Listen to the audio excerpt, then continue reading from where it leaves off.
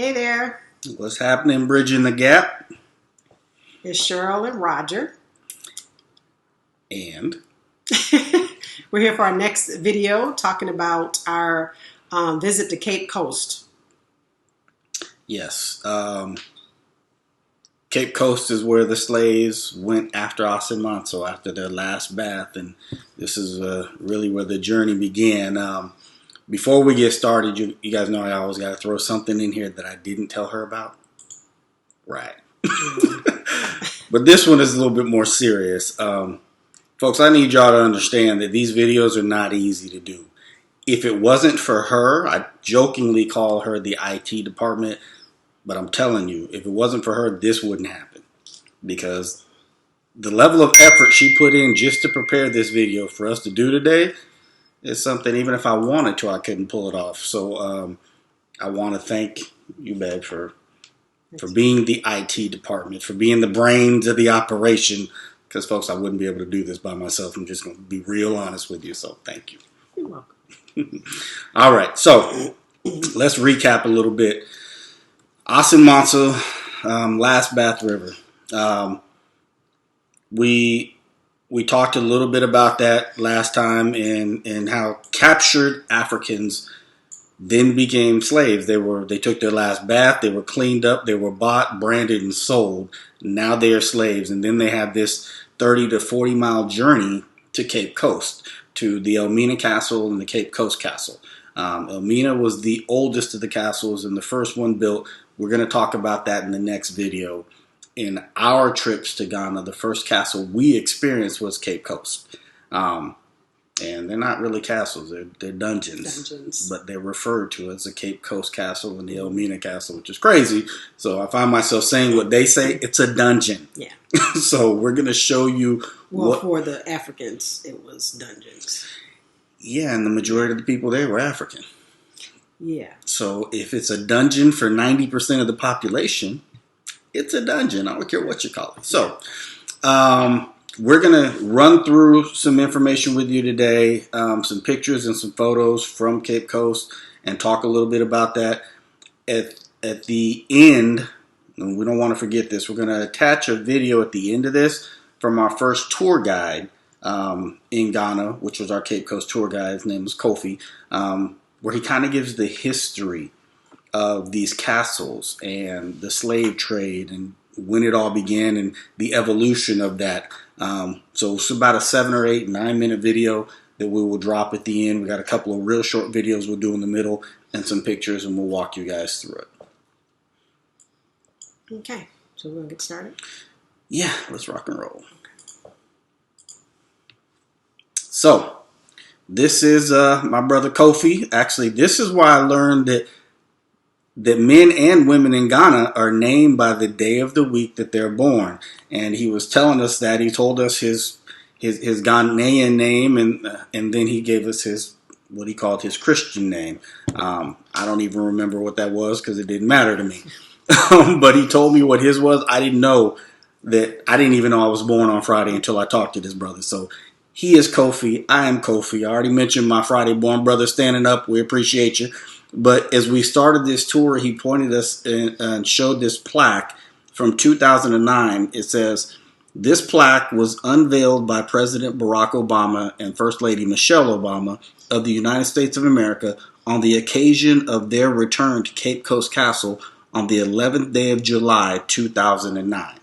So he shared that with us, and then he took us on this journey through the dungeons. I ain't going to call it a castle. He took us on a journey through the dungeons. So the next slide is our entry into the male slave dungeons. And so what I'm going to say before we step inside the dungeons and start showing you pictures is that they held up to 1,000 men in these dungeons.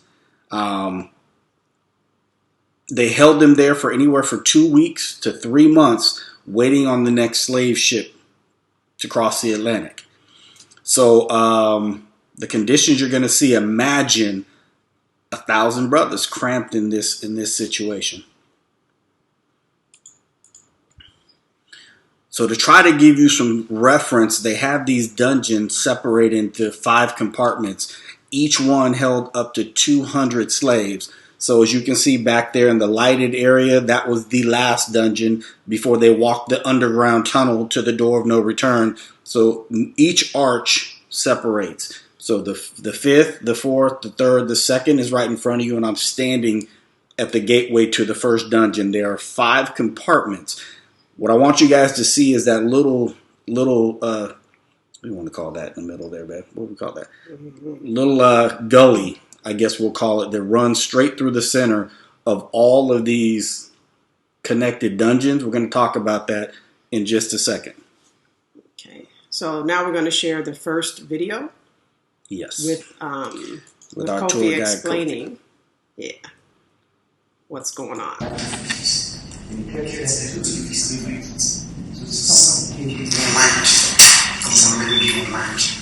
original for this is the bricks I was talking about. At that time there was nothing like toilet facility. There was no urine. So anytime Africans wanted to go to toilet, they would do it here. They want to urinate in the same place. They were here for 3 months. These trenches were constructed as their urine. That would urinate to pass through into the sea. But it got to a time that some Africans started fighting the British. They wanted to free themselves. Those people were identified and brought from the other side to this place. At that time, the British it was not here before. So they called this room a strong chamber. So British were not coming to clean the floor. So the waste started piling. It started from one level to the other. It got to a time that this bricks was completely covered. The waste came up like some items, and they were inside. So I want to share something.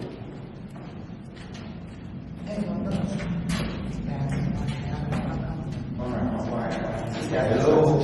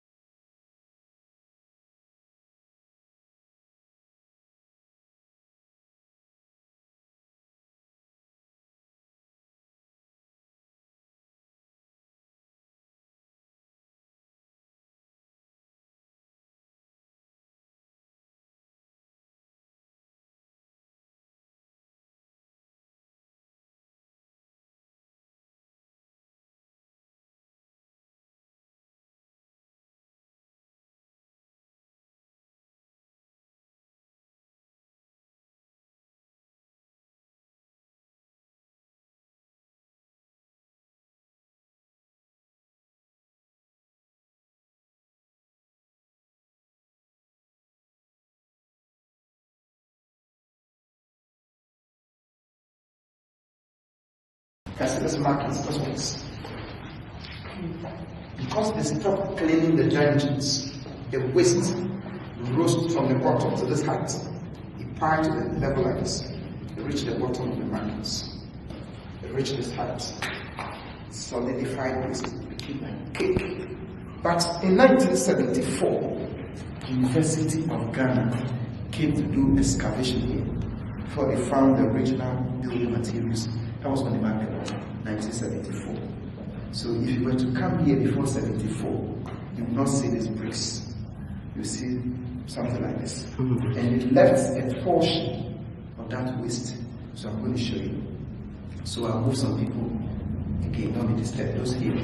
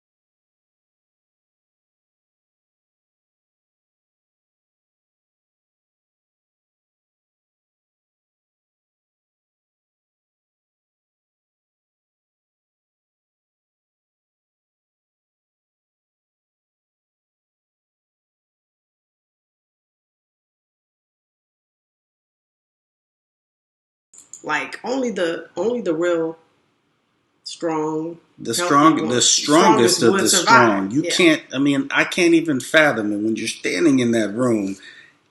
And this was the rainy season in Ghana, so it was fairly cool. It's like 80 degrees outside. Mm-hmm. But when you're standing down there, it's hot. Yeah. It is absolutely hot. There's barely any light, no ventilation. I can't even imagine being crammed in there, 1,000 brothers, shoulder to shoulder. There was nowhere to lay down. And to be in that condition for 2 weeks to 3 months, you had to be, I mean, here's what I will say. Well, you had to lay down in the stuff. If you're going to lay down. Stand up. Yeah, well, standing up for 3 months. I would imagine brothers was leaning on each other because you can't sleep in that either. Well, somebody had to be on the bottom. All I can say is this. For those of us in America and the diaspora at large, stop complaining. We've been through some stuff, but you don't have anything to complain about. There's nothing you can imagine that even comes close to what our ancestors dealt with, so you could have a chance to even be here. We really need to stop complaining and start figuring out how we can be a part of the solution. Not only that, the ones that survived all this stuff we're talking about in this video and the other stuff, that's in our DNA. Absolutely. The ones that survived. So. Absolutely. Yeah. You can't take that for granted, and you shouldn't take it lightly. We have overcome.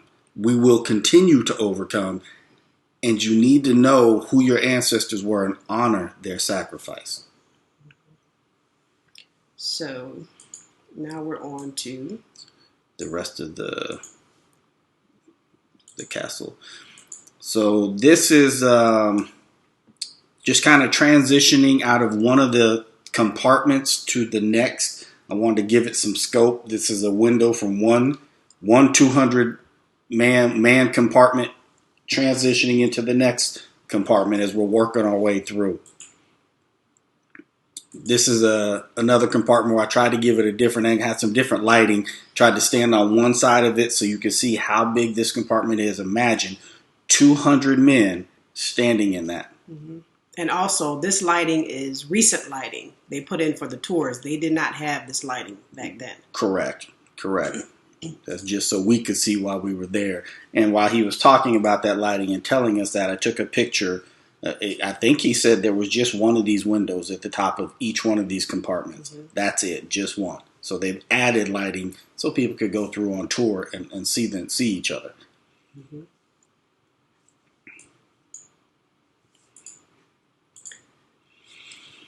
So it's hard to even imagine on screen, looking back, thinking back to being there twice, because we've been there twice now. It's a lot to digest. It is a ton to digest. Here's what I want you to digest that's beyond that is really unimaginable, but it happened. They did all of that with a church sitting on top of the male dungeons. So where you saw that window that I just took a picture of, there's a ceiling. The ceiling of the dungeons is the floor of the church. They did every bit of what they did in the name of Jesus or any kind of religion, which is literally insane.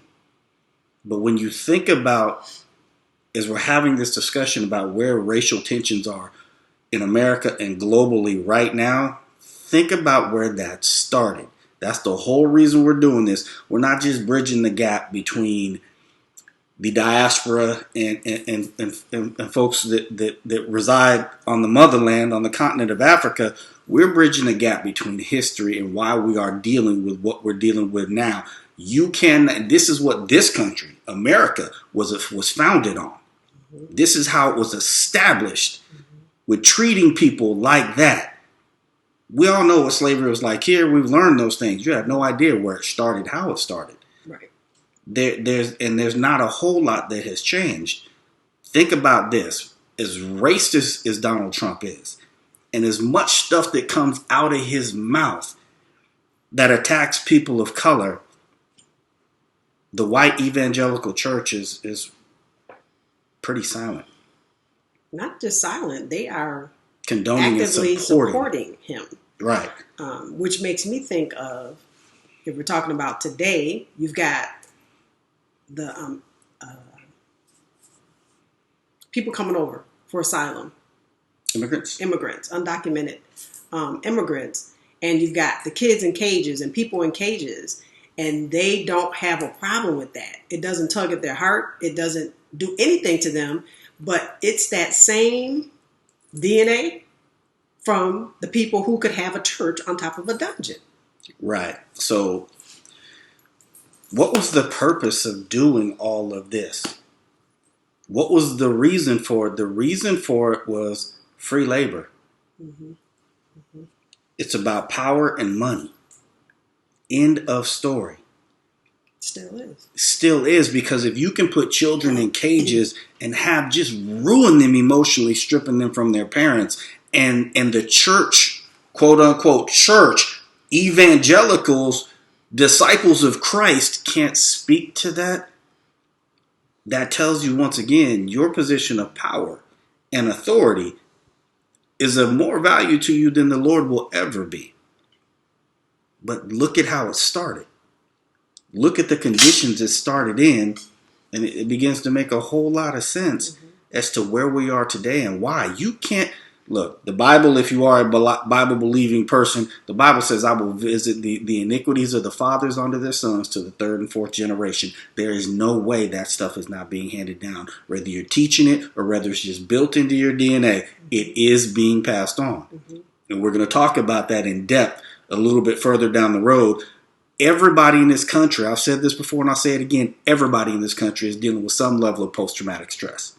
Mm-hmm. You can't deal with people like that, expose your children to that, and think that that's not going to affect them generationally. Mm-hmm. Of course, it's affected us. We know how it's affected us. It's still affecting us. And some of these policies are still being played out. But that doesn't mean that because you're white that you're not dealing with post-traumatic stress too, because I promise you are. I promise you are. Just in a different way. In a different way, but it's still affecting you. And here's the example. 400 years ago, this is how they treated people for money and control. Mm-hmm. Look at what they're doing today. from the highest office in the land, the supposed leader of the free world, and these folks won't say anything to disparage him, no matter what he does. The MO, the mission, has not changed from then till now. Oh. So that was the male dungeons at Cape Coast Castle. As you'll hear Kofi kind of explain at the end of this, the different parts of this tour was the male dungeons, the yard, the female dungeons, the door of no return, and then the governor's quarters. So we're now transitioning out of the male dungeons into the governor's quarters, into the yard. This is the open area. You see all those cannons and cannonballs lined up there. They had, soldiers ready to defend this castle, this dungeon from people who might want to come take over. And you'll learn when you listen to Kofi talk about how the Portuguese were taken over by the Dutch and the Dutch were taken over by the British. It was a battle for who could control these castles and the resources and the human resources that they allowed them to put to work. What I want to talk about here is you'll see off to the left there is go to the next slide, babe. I think it shows a little better. There's some grave sites, some burial sites right in the middle of the yard. There are 3 of them that are over off to the side together, and then there's this one off to the right by itself. I want to talk a little bit about these. Off to the right, that is a black man who was buried, an African who was buried at Cape Coast Castle. He was the very first African. He was, European educated and all these other things. The first African that they sent to Europe to be ordained as a priest. And when he was ordained as a priest, he came back here to serve at Cape Coast Castle. When he died, having carried out their mission and their agenda, they allowed him to be buried here at Cape Coast, but they would not allow him to be buried with the white folks buried at Cape Coast, so they had to set them apart. The other 3 graves, I can't remember who the one at the bottom there, kind of off by itself. I think it was one of the first governors or something that lived here. But the other 2 is an interesting story. There was a governor who lived here, and none of these guys ever brought their wives, first and foremost. They didn't bring their wives. They came by themselves. So they always ended up, raping or engaging with African women because their wives were at home. Well, this brother wife came, and she only lasted a short period of time. The story is that he had connected with a gal from Accra, black woman. Apparently, they fell in love. And there's 3 versions of this that either the gal, his wife, when she came, she got killed by mosquitoes. Malaria took her out. Or she, there's one version of the story that says that the lady that was with the governor from Accra was jealous and took her out. And then there's another version of the story, but she lasted a very short period of time when she came to Ghana, and eventually malaria did kill her husband. Long story short, they decided to honor all of these people at Cape Coast Castle, but they would not allow the only indigenous person of this region to be buried anywhere close to the white folks that they buried at Cape Coast. I just thought of something. Is that why they have us as Americans having to take those malaria pills when we go to visit Ghana now? Because we have from way back here when they came and they died of malaria. You think that's? I don't know. Have there been any recent cases of malaria? I don't know. All I know is Africans don't take malaria pills. I know that. No. And we know that they have natural cures for malaria. So that's a good question. We'll have to research that. It's just a close-up of the cannons in the Atlantic Ocean. Again, these folks were very serious about protecting their resources and their assets. Which really weren't theirs. Yeah. They're stolen resources and assets. So we showed you guys the male dungeons that held up to 1,000 men. I think the female dungeons held either 300 or 500 women at a time. Here's the entry into the female slave dungeons. And this is what it looked like. It wasn't divided into partitions. It was just one large area where there would be hundreds of African women. That is a lighted picture of the female dungeons. We did manage to catch a picture in the female dungeons without the lights that they've installed. This is what it looks like. This is what it would have looked like for our ancestors. And some of the light that you see in there is because people had cell phones, reflecting light. There was none of that. They stood shoulder to shoulder in their own waste in complete darkness for months. Now, this is a cell specifically for the women who didn't want to go along with being raped and violated by the masters. These were their accommodations. Very small cell that they were put into for disobedience. And if they did have to use the restroom, that's where they got to use the restroom. They just cut a hole in the floor. Did you want to say anything about?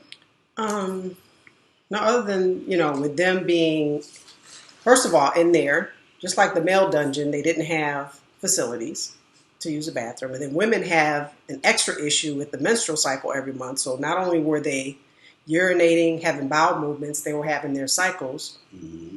And they weren't given anything for that. So that's just like extra cruel. But these women, when they would get raped, if they got pregnant, we're told that they would take the child away mm-hmm. to another location for the child to be raised. And the mother would go with the child and raise that child for 10 years. And then when the child was 10 years old, she had to come back to the dungeon to be taken away. And right? they would keep and raise the child because that's their seed. Right.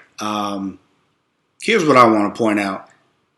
How nasty do you have to be to put somebody in those conditions and then have them, plucked out at your choosing to be washed up, cleaned up so you can then rape them?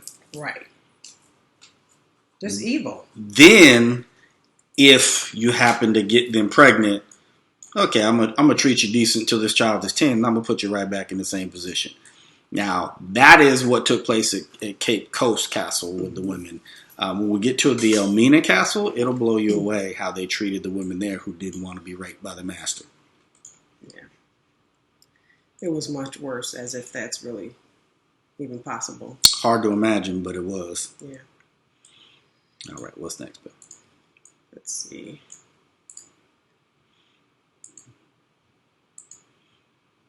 Now we gotta go back.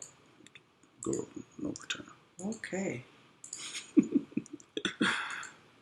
Sorry, guys. There we go. All right, so here's what happened, guys. The women were really close to the door of no return, so when the ships came, they just took the women outside of the slave area, the dungeon area for the women. The men, they kept underground. They had this long tunnel from the men's side over to the women's side that was literally underground, under where you saw the cannons in the yard. They walked them underground, and when they came out from underground, they were in this position getting ready to walk through this door that they labeled at that time the door of no return. Once you walk through this door, you're never coming back to the continent of Africa. Everything you know from this point forward is over. When they walk through that door, this is the other side of that door. Those are literally the steps that they walk down to get on a ship that would take them out to the master ship, because this area is not big enough for those larger ships to get to. Now, today, this whole community, I think we showed you some pictures from Jamestown as a fishing community. This whole community now is a fishing community, and they fish. Those shores or those waters where their ancestors were put on that ship for that journey across the Atlantic into eternal bondage is what was intended. So these are just some photos outside of the Door of No Return. Beautiful pictures. Awesome area. Wasn't so awesome or beautiful for our ancestors. It was the last thing they saw.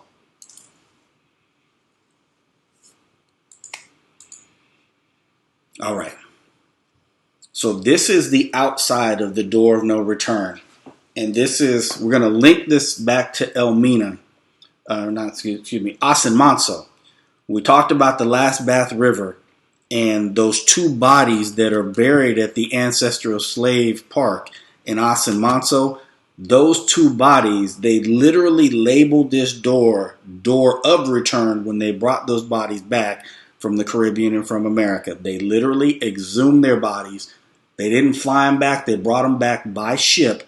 They took them right to these very shores they were taken from. They brought them back through this door, labeled it the Door of Return, symbolizing the return of all the diaspora home. And this was in 1998. Then they took those bodies to Asin Manso and laid them to rest there, which is where really it all started. After they were captured, that's where this whole slavery process began, was Asin Manso. Just inside the Door of No Return, there's this sign that says Akwaaba. Akwaaba in Ghana is welcome. Welcome home. They put this sign saying Akwaaba up to welcome back Michelle and Barack Obama in 2009 when they came to visit Cape Coast Castle. It remains there to this day.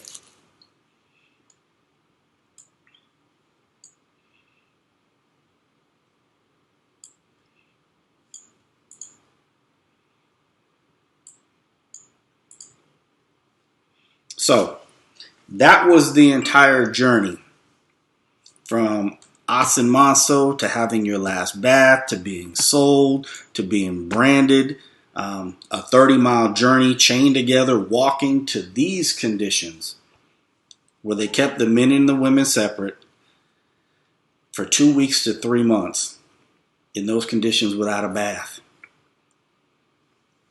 And then they walked them through that door that they labeled the Door of No Return, knowing you will never see your motherland again.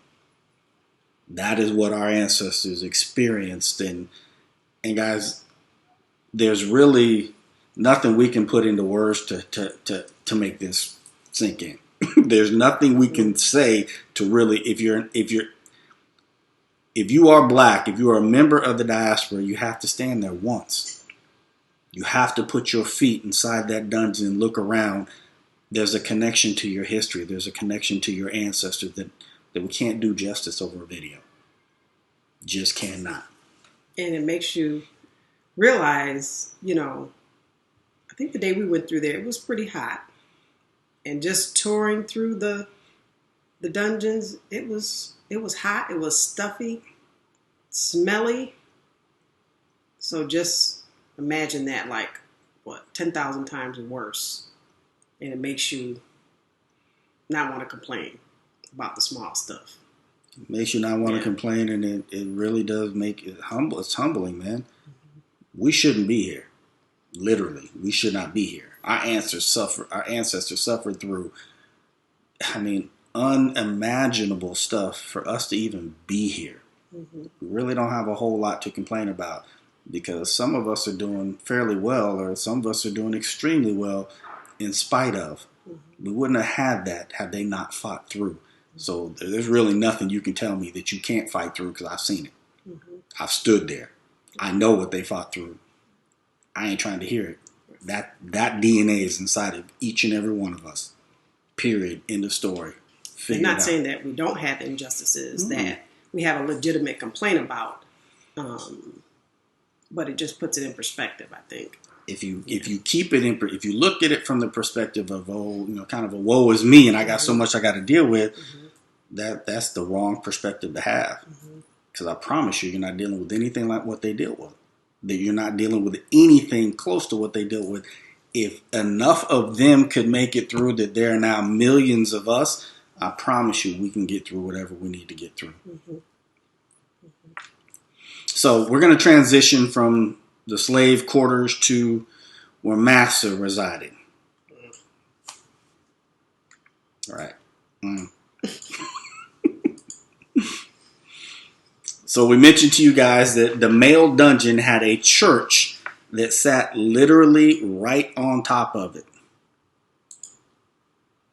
This is a picture from the yard looking at the governor's quarters, and you see where the lady is standing by the wall. That little arc to her right is the entry into the slave dungeons. So we started to go down. That's on the top of that doors where it says male slave dungeons. That building just on top of that is the church.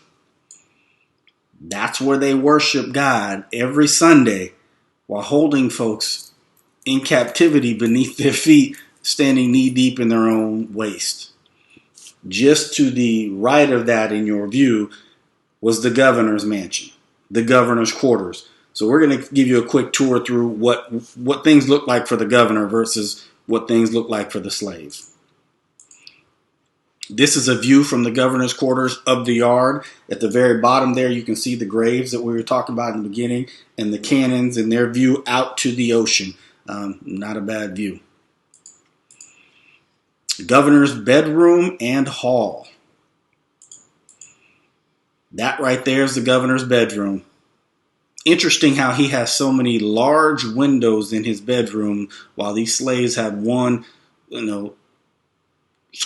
square inch or one 12 by 12 window at the very top of these sections of these dungeons, and he's got, I think we counted 9 different windows in his bedroom. Mm-hmm. Nice breeze coming through right from the ocean. Scenic and breezy. On the other side of the governor's mansion, there's another area with rows of cannons to protect the governor's mansion and the castle. So on each side of the governor's residence, he's got armed guards, cannons, and everything to protect him and, again, what they perceive to be their assets, human assets. This is another view from the back side of the governor's living quarters. And this is a view that we'll show you from the next video, looking upstream from the governor's mansion up the Atlantic. You can actually see Elmina Castle. I think you might be able to see it on the next video. This is just a beautiful view of a beautiful piece of God's creation that the governor got to witness day in and day out from his bedroom, while under his feet was 1,000 human beings standing in their own waste.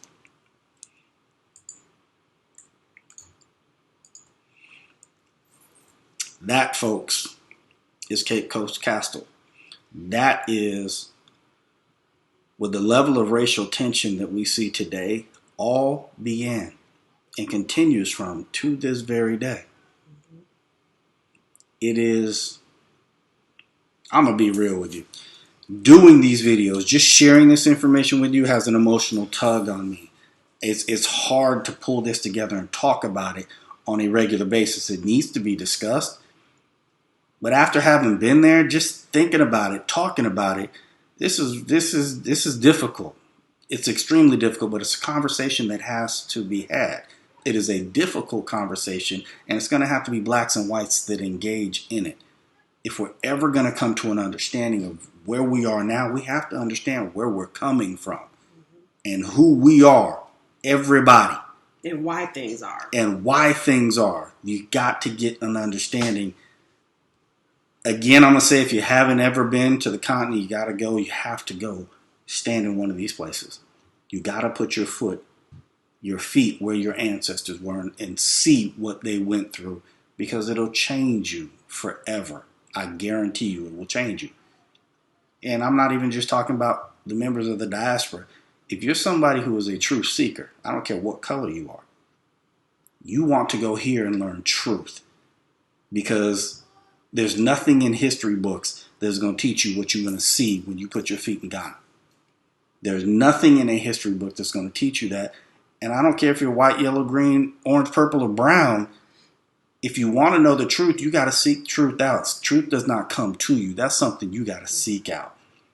And know that the supposed truth that we get here in America, the history lessons aren't the whole truth. So I think in the video that we're going to share at the end, Kofi talks a little bit about how we hear that Africans sold our ancestors, and he took a little offense to that, I guess. He says he doesn't buy it. Yeah, he doesn't buy it. He knows the history. Yeah. So when you hear that clip, you're going to hear him say at the end, he doesn't buy into that Africans were engaged in what actually took place in the slavery, because they weren't. Right. Now, does that mean that they didn't have any role in it? No, that's not what he's saying. Mm-hmm. So we're going to break down all of the truth, because what we've been told is that we sold each other into that crap, and there's no way in the world that happened. Mm-hmm. And we're going to prove it to you. So I think that's about as much as we're going to try to get into this one video. All I can say is, man, you got to go. I don't care who you are. If you want to know the truth, you have to go. If you're a member of the diaspora, you absolutely have to go. Mm-hmm. There's no words you can put to it. You just got to experience it. So with that, we're going to wrap this one up, guys. Again, I want to thank my wife, because this would not be happening without her. I promise you. It's taxing. As I just mentioned, it's taxing to even do these videos. If I had to do her part and then have these conversations, I wouldn't do it. Yeah. First of all, I'm not as smart as her. Second of all, it's just too much of a pull. I'm doing real basics. I'm doing basic because I just don't have the free time now to get into it. But the videos will get better later. They're not really that, I'm going to say, ain't nothing about this woman basic, so miss me with all that. No, ain't nothing serious about her basic. Nothing she does. I've got plans to improve the. You always got plans to make them. Don't diminish what you do. There's nothing you do that's basic. What? Top to bottom. Okay. All right. With that, guys, we're going to wrap this one up, and we'll see you on the next video. All right. Bye.